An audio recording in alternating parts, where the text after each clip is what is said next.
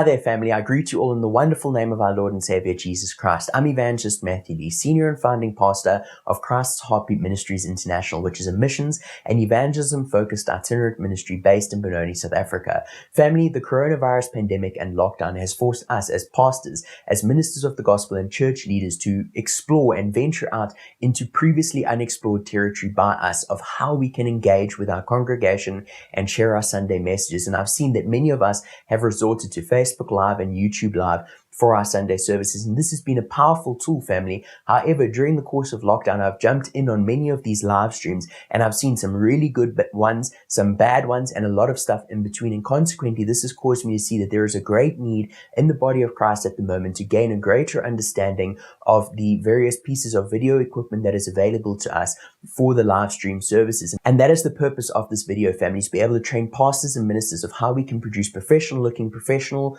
sounding live stream services at next to no cost.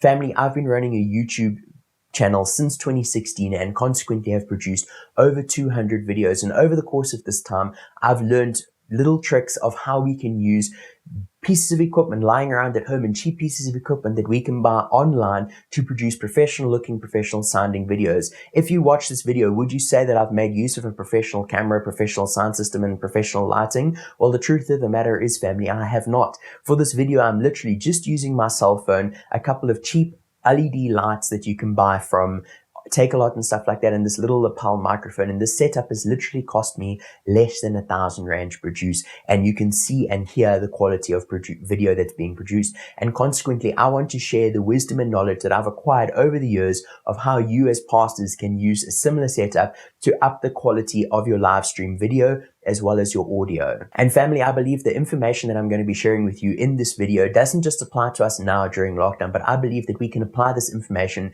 in the years going forward, because even though lockdown restrictions and stuff may be easing, I believe now that we've ventured into the online platforms that this is something that we as pastors should continue to utilize going forward, even when we're able to return to church, because it allows those who are unable to be at the live service to be able to watch it live online, and for those who are unavailable on Sunday to be able to go and watch the replay of the live premiere in the comfort of their own home at their own time, family. So the information that I'm going to be sharing with you is going to come in two parts. This is part one, where I'm going to be sharing with you the various pieces of equipment that I've used and the setup that I've used and how you can create a similar setup in the comfort of your own home for your live stream services. And the second part of the video, I'm going to be sharing about how you can make use of a free software that you can install on your computer or your laptop, of how you can give your live stream that cutting edge to include things like lyrics during praise and worship, your contact details, your banking details, and church announcements. You can include all of these with this free software,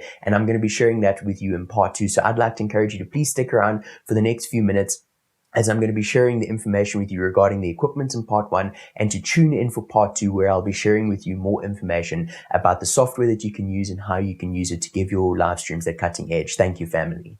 Okay, family, so welcome to the Christ's Heartbeat Ministries International Head Office. I'm going to be using this space to demonstrate to you the various pieces of equipment that you can use, as well as some basic setups that you can use to up the quality of your live streams with the video as well as the audio. As you can see on the table right now are a couple of pieces of equipment, and these are the basic essentials of what you're going to need to up the quality of your live stream. However, everything on this table is not imperative. Some of them are optional, and there are also various options that you can make for the pieces of equipment. However, one of the most important pieces of equipment on this table is what you're seeing right in the middle, which is right there, your cell phone. Now, the example that I've got on the table at the moment is my old Samsung Galaxy S3, which is quite an old model cell phone. However, I've included this in this video because this is to show you that you can literally use any cell phone with a camera for this video. You don't need to have the latest and greatest. You don't need to go and spend tens of thousands of rands on fancy camera equipment. You can literally just use your smartphone. In the example, I've got the S3. However, for the majority of my videos, including this one, I'm making use of my Samsung Galaxy Note 10. This has very good quality video, but it's not necessary to go and buy yourself a fancy phone. You can literally just use whatever you've got. So family, the next piece of equipment I'd like to speak about is the one here on the left-hand side. This here is a LED cell phone ring light. Now this ring light you can go and buy from Takealot. I'm showing you an example on the screen now of an example that you can go and buy from Takealot for 250 Rand. And the nice thing about this one on Takealot is it comes with the ring light, it comes with the cell phone bracket to hold the cell phone onto this thing, and as well as a stand to secure it on. So it's literally all inclusive for 250 Rand. However, if you go to the various cell phone shops and stuff like that, you can often find these there for similar prices, maybe even cheaper. If you want to save a couple of bucks here and there, shop around. You can go check One Deal a Day, you can go check Bid or Buy, you can go check Banggood. Otherwise, there's the cell phone shops or Takealot. You must just choose, family, what is easiest for you, but I'd strongly recommend one of these. This example is a 10-inch ring light, and if you look here, you can see it's nice and large. It's got this little bracket in the middle here to hold your cell phone. You literally just adjust it as you wish, and you just open the clamp like that to strap your cell phone in it. And the nice thing is this little piece here screws onto your stand to give you a secure cell phone as well as the light in the position that you want. And the cord has this little piece here as well, which allows you to adjust it to be brighter or dimmer, as well as to change the color temperature of the light, which is quite handy depending on the light source that you're going to be using for your video. So that's quite a handy thing to have. However, the thing with these LED ring lights is they're not imperative, and I'm going to get to that in a minute. The reason that I particularly recommend this 10-inch one is because of this awesome little cell phone bracket that it's got here, because it serves two purposes. It allows you to use this to light your subject, but it also allows you to secure your cell phone. For any video, that is one of the most important things, is to have a nice stable video, that it's not being handheld and shaken around. So if you don't want to go and buy this 10-inch ring light, I'd at least recommend getting something to stabilize your cell phone. If you look on the screen now, you can see an example also from Takealot where you can buy a tripod as well as a little bracket to hold your cell phone on. And this is obviously a little bit cheaper than the ring light, but it obviously doesn't give you the light.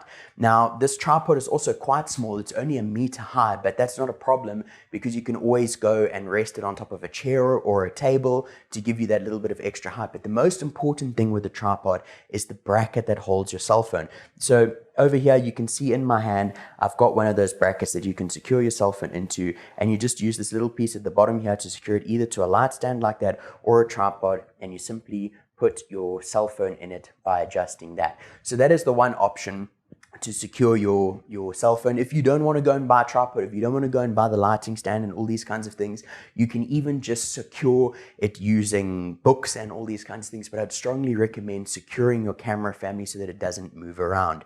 So now to continue with the lighting, the LED ring light is obviously a great option because it allows you to light your subject matter. However, as I said, it's not imperative for you to have this. You can make use of whatever light source you are comfortable with. I just recommend using something that lights your face nicely, that it doesn't cause one side of your face to be in the shadows and one side to be lit, or that it doesn't cause, if it's coming from like the top or something, that it causes your eyes to fall in the shadow of your eyebrows and stuff, or your brows. So I would recommend using various sources. However, I personally use these LED ring lights, and I think they're quite handy because they're relatively cheap and they produce great results.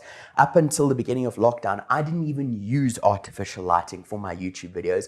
I only made use of the natural lighting coming in from the windows of the rooms that I was in, and it worked great because it was good lighting. However, not every window is obviously producing great light.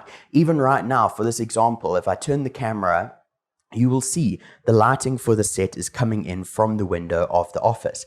And that is literally the only source of light that is being used for this video. However, there's a little bit of shortcomings when it comes to making use of natural light coming in windows and stuff, in the sense of it depends largely on the weather as well as the time of day, because if you're recording obviously later in the evening, afternoon, you're going to have less light, and if the weather is cloudy or overcast or partly cloudy, you're often going to end up with various brightnesses and color temperatures coming through in your video as the clouds move and stuff like that. So while natural light source is obviously the cheapest. It can also be quite limiting because it limits the times that you can photograph, and it's dependent on the weather as well.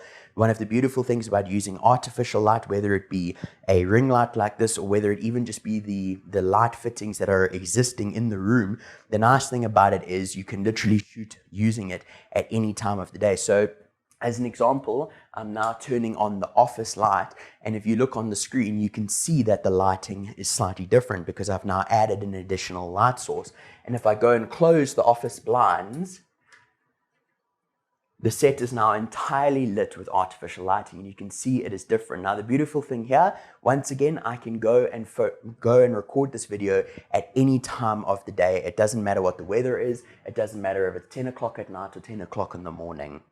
So that is artificial versus natural. And then with artificial light, you can get various light sources as well. You can make use of the LED ring lights. You can make use of the light fittings that are in the room. You can make use of lamps and stuff that are lying around in your house. Maybe you've got some spotlights. You can even use those. That's the beautiful thing about artificial lighting, is you can use various sources. However, when we're using artificial lighting, we also need to be careful because, for example, the LED ring light is designed specifically for video. However, not all light sources are, and consequently, depending on the light source, you can sometimes get flickering that comes in your video, especially if you're using things like fluorescent tubes. But generally speaking, if you stick with LED light sources, you should be able to avoid that flickering, whether it be an LED ring light or whether it be an LED spotlight or an LED lamp, whatever family. These various light sources will all work. And at the end of the day, the objective is to achieve good lighting as cheaply as possible. So those are the various options that are available to you for lighting, family. At the end of the day, we must just choose what works best for us and what can produce the best quality results for the cheapest possible price. The next piece of equipment I'd like to mention is this here, which is a lapel microphone. Now, as you can see, the cable on that one is nice and long, and this is very advantageous because it allows you to be slightly further away from the camera. Some of these lapel microphones literally have a 1 meter cable, which can be very problematic when you're trying to stand further away from your cell phone. So if you look on the screen, I'm showing you an example of a lapel microphone, a Boya lapel microphone that you can buy from Takealot that has an awesome long cable for you. And as you can see, once again, it's relatively cheap. I'd strongly recommend making use of some form of microphone for your audio to up the quality of your audio, because if you use the built-in microphone on your cell phone's camera, it has a tendency to pick up a lot of ambient noises. It has a tendency to pick up the echoes and the sounds that are going around. And sometimes, depending on the kind of room you are in, the echo can be so bad that it's actually difficult for people to hear what you're saying. So I'd strongly recommend making use of some form of an audio device to give you that clearer, crisper audio, because it helps. For example, if you listen now, as an example, this audio that you can hear now is being recorded through my cell phone microphone, and this audio that you're hearing now is being recorded through the lapel microphone that's strapped to my chest.